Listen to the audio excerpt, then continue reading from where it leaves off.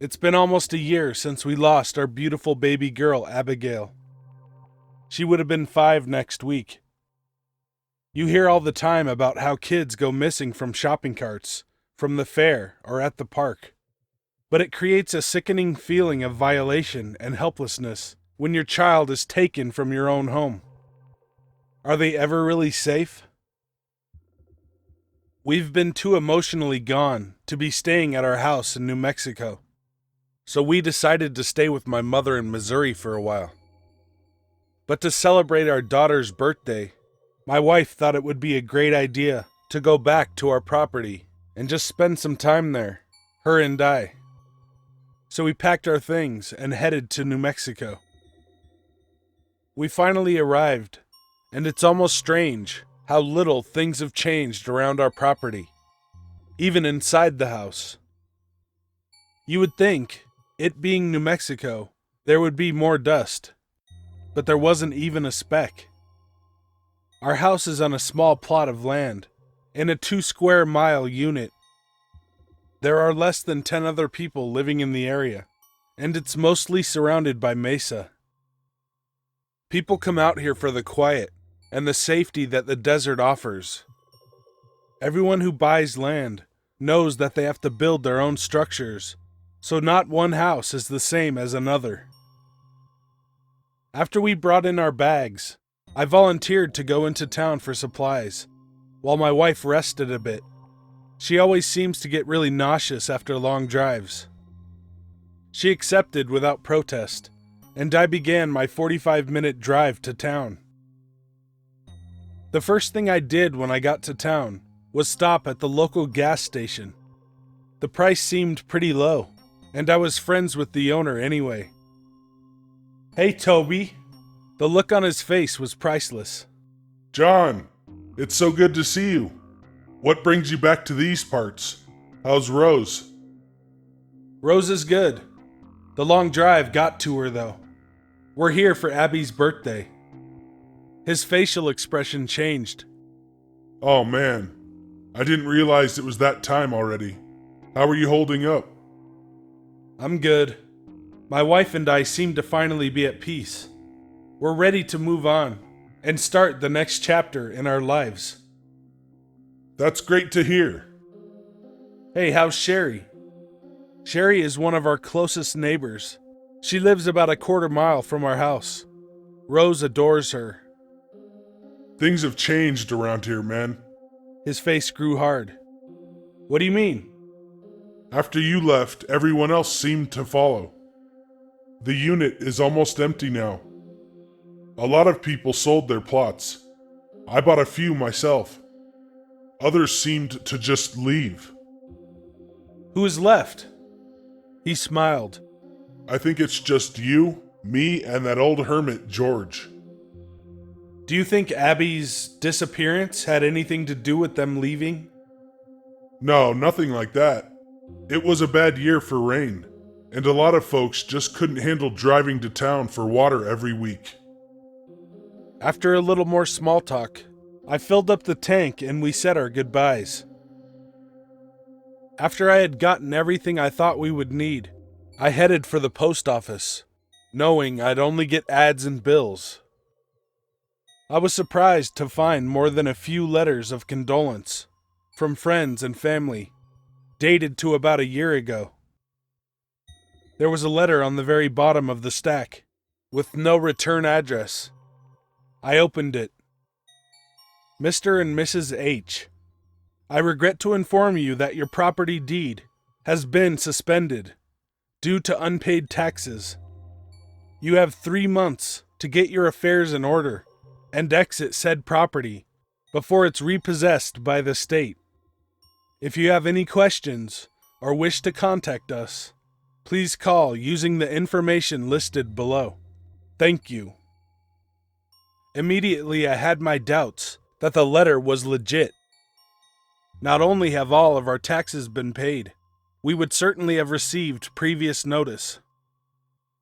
Just to be sure, I made a quick call to the number that was listed in the letter.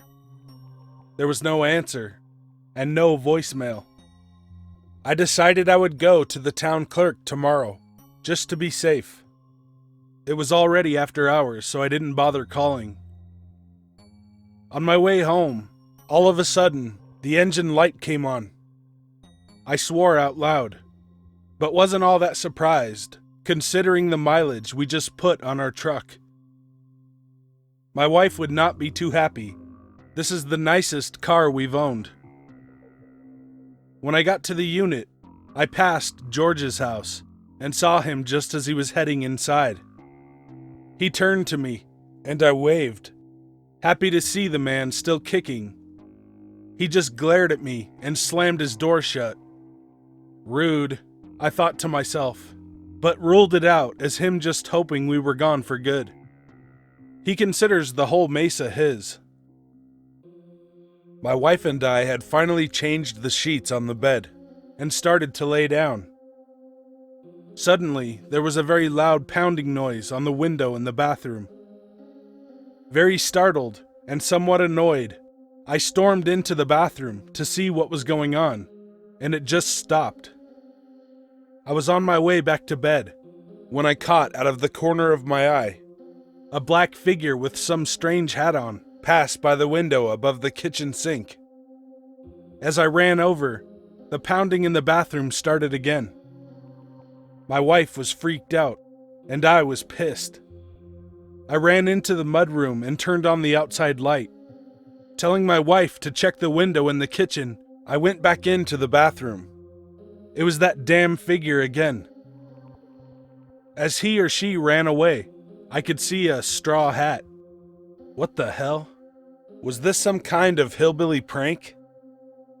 Just in case, I loaded my gun and slept with it next to the bed that night. I had just left the house to see the clerk about the eviction notice when I saw George outside his house again. I raised my hand to wave, but noticed he was wearing that damn straw hat from last night. In a furious rage, I slammed on the brakes and ran out of the truck. What in the hell do you think you're doing, snooping around my yard late at night, trying to scare my wife and I like that? We've done nothing wrong to you, and I suggest you leave us alone before I do something about this. I screamed at him, and he deserved it. I wanted to punch him. He just looked at me with his usual George glare and didn't say a word. That's what I thought, you fucking hermit. I made my way back to the truck and headed to the clerk. I put on some music to clear my mind. When I unmuted the radio, it automatically switched to a CD and started playing something by David Bowie. I didn't recognize the song. Some of the lyrics were, I slash them cold, I kill them dead, I broke the gooks, I cracked their heads, I'll bomb them out from under the beds. At this point I actually chuckled. The fact that George even knew enough about electronics to be able to do this to my car was actually funny to me. The reaction I got out of him today was enough for me to know that he wouldn't be around again. I ejected the CD and threw it out the window. I know, what a litter bug. If my wife were here, she would have yelled at me. In the moment, I was feeling too manly to care. The clerk confirmed my suspicions and said that the letter I received was never sent out by the State Department and that my taxes were in fact all caught up. She kept the letter and told me that if anything further were to come in the mail, to contact her immediately. I dismissed it as a prank and thought nothing more of it. No sign of George. It looks like he left after I let him have it. Good. This is my mesa. I smiled at myself. When I pulled into our plot, the lights in the house were all off. The door was wide open, and the window above the sink had been smashed. I ran in immediately to find my wife unconscious on the floor, with a big bruise on her head. Whatever she was cooking was now completely burnt and on fire. I threw the whole pan in the sink and laid my wife down on the couch, putting an ice pack from the freezer on her head. George, I'm going to kill him. No one messes with my wife. The house is one thing, but not my wife. I tripped over a rock while pacing back and forth. That's what had hit her, and what had smashed the window. There was a note attached to the rock. I picked it up, shaking with anger. On the note was just one sloppily written word: leave. When my wife regained consciousness, she told me she hadn't seen anyone. I put her in the bed to rest and made her some soup. I then headed over to George's with my gun. He better pray to God for mercy, because I won't be showing him any. I kicked open his door and screamed, "You better fucking run, George!" I scanned the room and stopped in my tracks when I saw the blood streak on the floor. I searched the whole house, and he wasn't there. My anger slowly grew into confusion and worry. I wasn't actually going to hurt the poor guy, just scare him into leaving us alone. The blood streak looked almost like someone had dragged him out of the house. I dropped my gun off at home, filled my wife in on my findings, and called the police. I spent most of the evening at George's house, explaining the letter in the mail, George pounding on my windows, the CD, my poor wife, and the blood. The officer said that they couldn't do anything about the situation until they found the body. Cops, always so useless. I was on my way home, ready to call it a night, when my engine started making some horrible noises. I remembered the engine light and scolded myself for not getting it looked at sooner. Tomorrow was Abigail's birthday. We decided to head into town for the cake and candles. We checked our mail and picked up the cake. Since there were no more mysterious letters, we got in the truck and started the long drive home. About 5 minutes from our road, the truck suddenly stalled. Knowing what my wife's reaction would be, I didn't even bother to look at her. I popped the hood open, and our engine was smoking. We called a tow truck, and the guy was nice enough to drop us off at the end of our road. I carried the cake for the 1.5 mile walk. Thankfully, it wasn't quite dark when we got home. When I walked in, I nearly dropped the cake. Someone had spray painted the entire wall in our living room with the word "leave" over and over again. I stayed up late, painting over the walls while my wife slept. I decided to get up early the next morning and report this to the police before it came time for Abby's cake. When I woke, my wife was already up and dressed. "What are you doing up already, sweetheart?" "I'm coming with you. I don't feel safe here alone anymore." I agreed, and we began walking to the bus stop, not too far from the end of our road. When we got to town, I couldn't help but notice the alarming amount of police cars and crime scene tape at Toby's gas station. Worried about Toby, we got off the bus and I ran over to the nearest officer, asking him what was going on. He just told me to step back and that the situation was under control. I stood and watched for a few minutes, but couldn't see anything.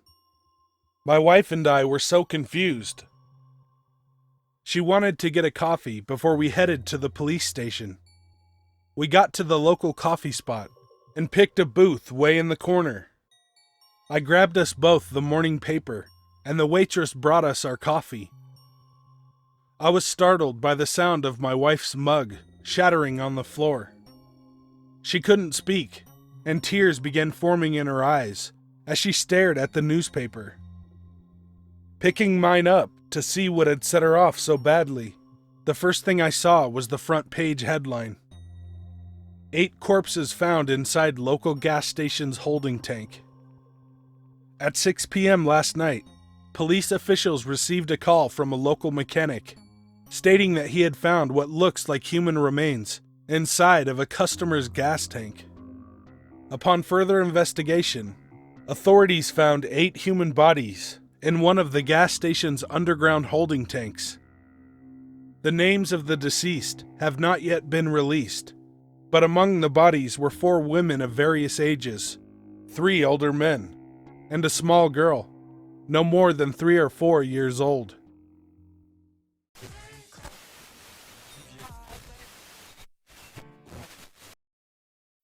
Something about lengthy rural drives used to always relax me. The desolation of the 2-lane roads that cut through the southwestern high desert are really unparalleled. It's beautiful, the long stretches of roads where the only visible light is coming from your brights, where you feel as if there is an ominous presence, something malicious, constantly lurking in the isolated desert highways. It was March of 2009, and I'm driving from Durango to Phoenix. I left my ski vacation early, as my girlfriend in Phoenix wanted me home. This also meant I had to leave Durango at around 7 p.m. Being young and naive, I drank a few energy drinks, bought a pack of cigarettes, some Chex Mix, and I figured I could make it to Phoenix without any issues. A late-season ice storm made travel impossible on the I-160, so I decided to cut my losses and take a slightly longer route that involved cutting through northwestern New Mexico. As civilization faded and headlights on the other side of the road became a distant memory, it began to snow hard. There was really an eerie, off-putting vibe about the 2-lane highway I was on. There wasn't a shred of vegetation in sight, just desolation, pure nothingness. Everything was black, except for the moonlight, shining a dim light on wet snow that was beginning to coat the empty highway. Feeling as if something was off, I decided to put in a Leonard Skinner CD and search for the nearest rest stop. Keep in mind, I was on Navajo off-reservation trust land at the time, and I figured I wouldn't be able to find a place to pull over and take a comfortable crap in 50 or so miles.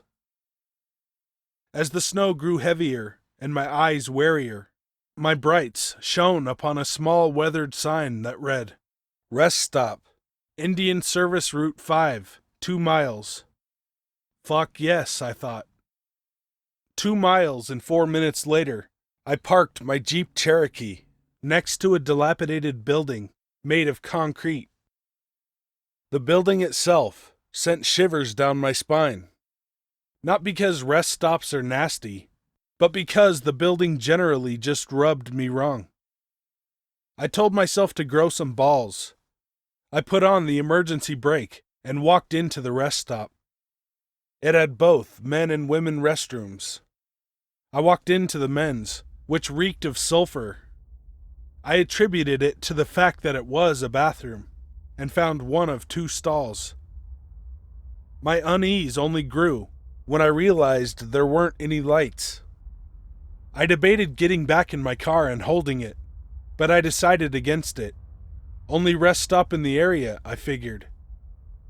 I looked for a light switch but gave up, as it seemed futile.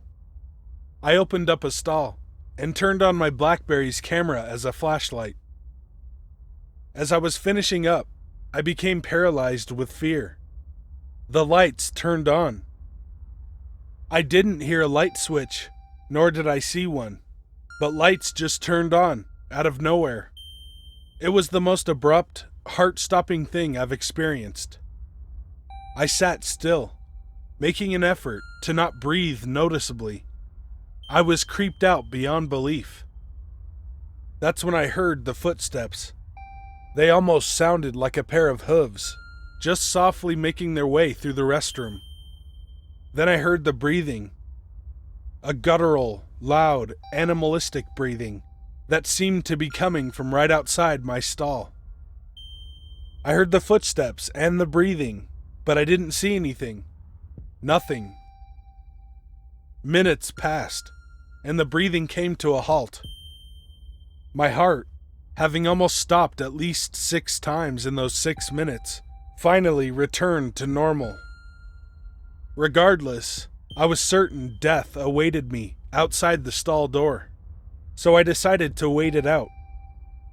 That is when I heard the sound of a sink turn on and flowing water for about 20 seconds before it was promptly turned off. More minutes passed, and while the lights remained on, I couldn't hear anything. I decided to man up and check outside the stall. At first glance, there wasn't anything in the bathroom. At a second glance, I realized there weren't even sinks, just small containers of hand sanitizer. Fear set in even deeper, and I knew I was dealing with something truly malevolent, something paranormal. I always considered myself a skeptic, until that earth-shattering moment where I desperately looked for some sinks. Was I going insane? If not, then what the fuck was in the bathroom? These questions I had little time to ponder as I sprinted out of the bathroom and into the frigid, snowy night. I fumbled for my keys and quickly started my car. As the brights turned on, something caught my eye. In a snowbank, standing next to the wall of the building, was some sort of coyote, perched on its hind legs.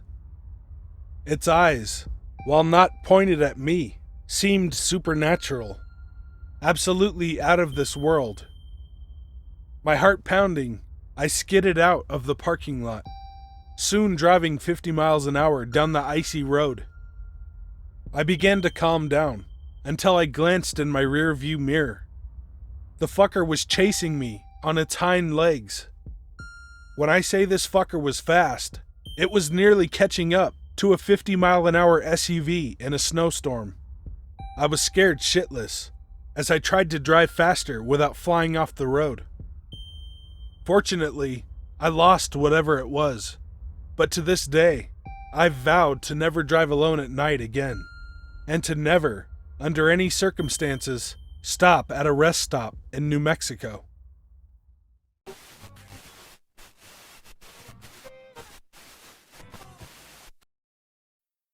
Back in the late 80s, I worked for a U.S. Department of Energy laboratory in the desert of the American Southwest. A set of sprawling cities within cities, the DOE lab complex employs thousands of people, with work ranging from computer science, physics, and chemistry, all the way to important infrastructure jobs like construction or security. I worked on mainframes at the time. Like any secure government facility, this particular complex had a set of colorful local legends that over-dramatized the mysterious work we performed. People were convinced the labs held evidence that aliens had visited us in the 50s, or that we had developed a neutron bomb capable of wiping out cities without destroying any buildings. In reality, the labs were run much like any other company. We had time cards, deadlines, and department meetings, just like everybody else. Despite the reality of mundane lab work, or perhaps because of it, staff often got a kick out of perpetuating these myths. I was once asked on a lunch break if I'd ever been to the flying saucer hangar. "Which one?" I replied. "We've got our own fleet." More interesting and often much more dark were the stories that circulated between scientists and lab staff within the walls of the complex. One such rumor stated that physicists had briefly made contact with humans from the distant future, and that the transmission was IBD. Interesting but disturbing. Another popular rumor was that we created a biological agent so virulent that the labs had been forced to quarantine an entire building, raze it to the ground, and bury the rubble in the desert, along with its deceased inhabitants. But my favorite story, Buttonhead is watching you. In those days, the halls of every building were plastered with information security awareness posters, usually featuring a red-faced villain wearing a trench coat. Beware of your adversary. Protect your secrets. The enemy is always watching. Always dispose of sensitive documents in a burn bag. It's likely that Buttonhead was a mishmash of popular alien myths and the pervasive atmosphere of Cold War paranoia, and represented the idea of an insider threat. The Buttonhead legend went something like this. When working late at night, be on the watch for Buttonhead, who prowls the laboratory halls after sundown. He can only get you when you're alone. He doesn't have a mouth to speak or ears to hear, but his eyes do more than see, and he's always watching. Buttonhead looked like a person from far away, but had a featureless, roundish head with a pair of deep holes in the center of his face. Nobody ever said what he was watching for, or what he would do if he ever caught you alone. It was typically the older lab veterans who would talk about Buttonhead, along with hushed stories about the mysterious disappearance of several Night Owl employees over the years. During a retirement party, I jokingly asked the guest of honor if he'd ever seen Buttonhead. "I saw it once, in one of the old warehouses way south of the tech area," he replied, cracking a forced smile. "I remember the smell most of all." "So was he an alien, or just a regular old ghost?" I asked. The smile quickly drained away. He paused, looking like he might confess something important, but stopped short of it, muttering, "No, it's much worse than that." A few months later, I was pulling a late night in one of our mainframe rooms, performing some maintenance with a coworker, a contractor named Gary. Gary, a bald, pudgy diabetic Mormon, was a salt-of-the-earth type with an easygoing demeanor. He had an abbreviated sense of humor, but didn't have a mean bone in his body. The mainframe room was in the largest single-story building in the complex, with around 20 crisscrossing halls that seemed to stretch on to infinity.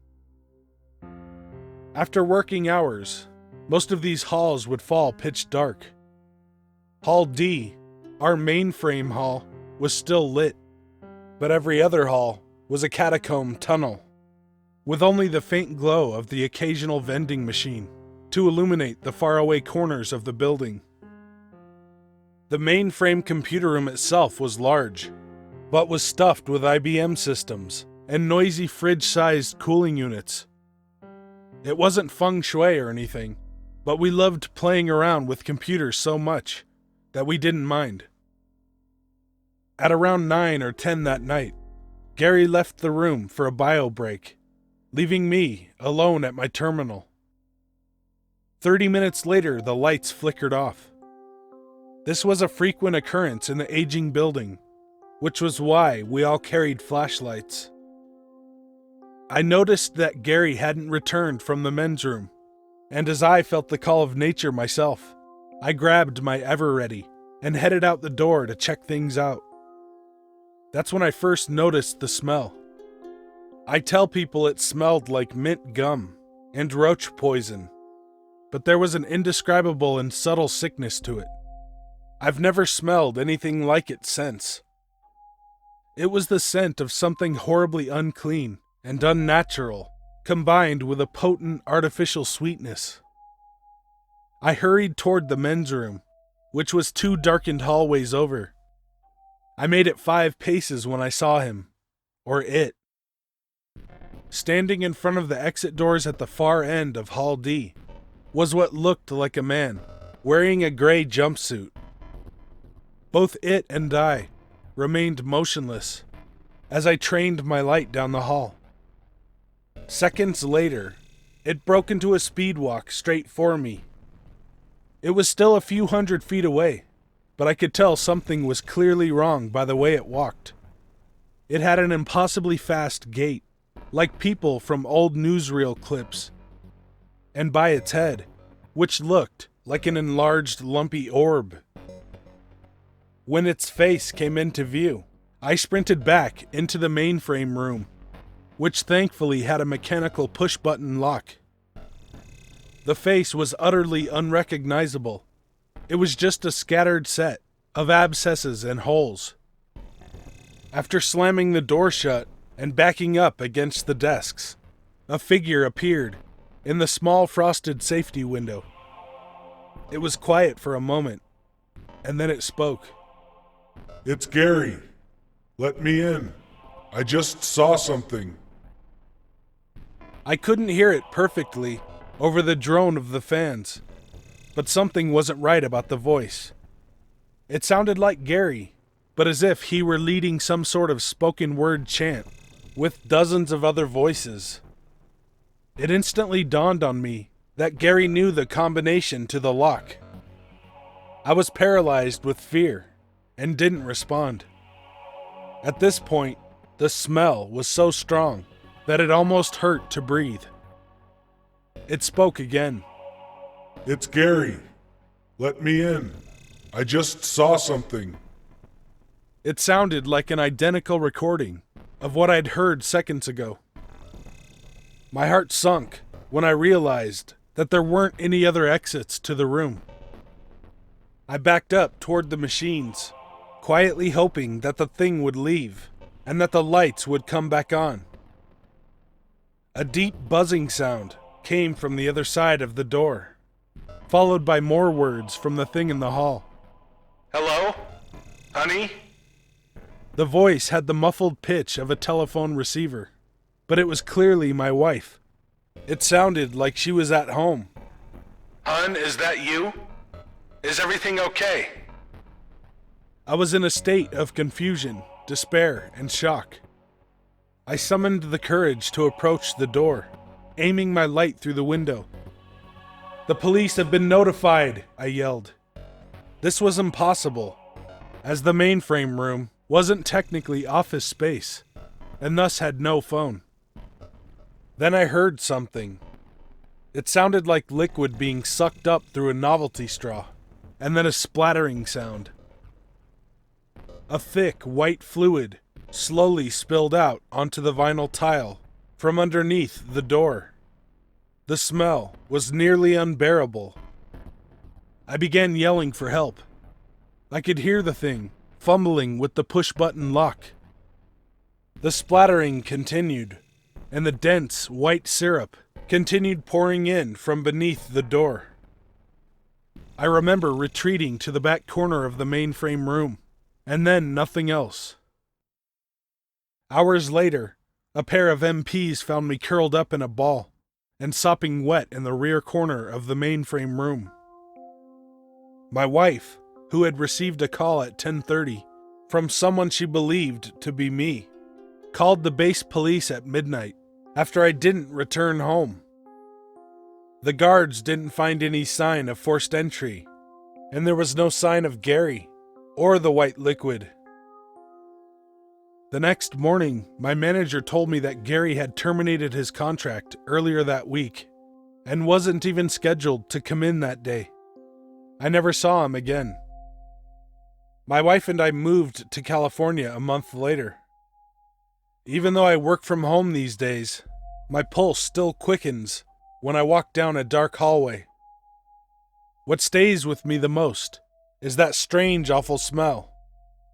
It's probably my brain just playing tricks, but I swear, it still wafts in through my window some nights.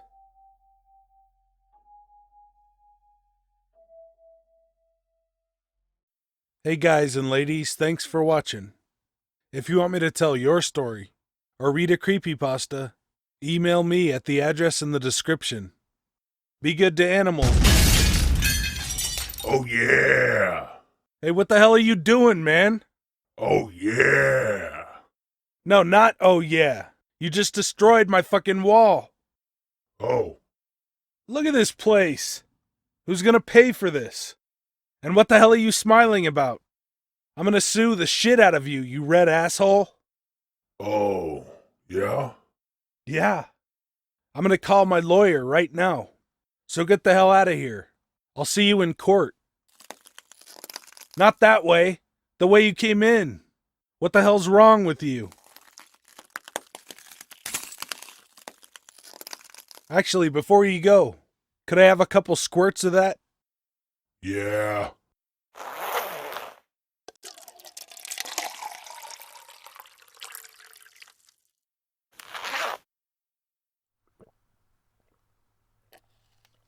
Ah, I appreciate it. Now scram, you big barrel ass. And don't come around here anymore.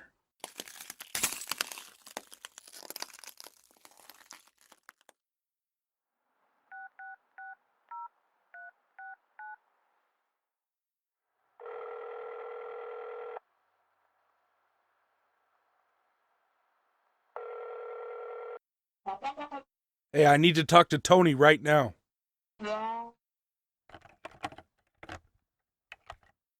Tony, if a giant pitcher destroyed my living room wall, are the odds good that I'll win in court?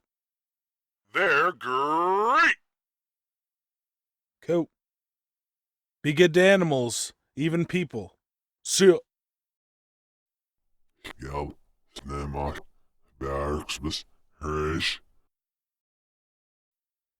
I remember the smell. I remember the smell most of all. God damn it.